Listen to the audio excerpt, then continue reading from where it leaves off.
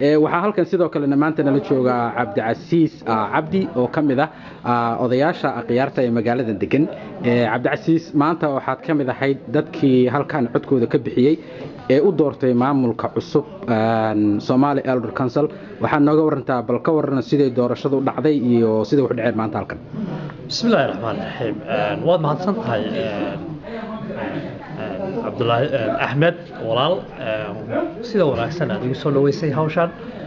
runtii magaalada Singapore waa magaalo weyn hase ahaatee ururkan Singapore uu ka baxsan yahay Somali Elder Council Central Minnesota la yiraahdaa waana urur aad iyo aad maartay muddo dheer laga soo shaqeynayay hoggaankiisii hore iyo hoggaanka cusub si fiican bay shaqadiisa u soo wadeen aad baan ugu faraxsanahay sida wanaagsan kuwii horena u soo shaqeeyeen kuwa cusubina ilaahay waxaan ka baryaynaa inay si wanaagsan ummadda Soomaaliyeed wax ugu qabtaan aad iyo aad baad u mahadsantahay wassalaamu calaykum waraxmatullaahi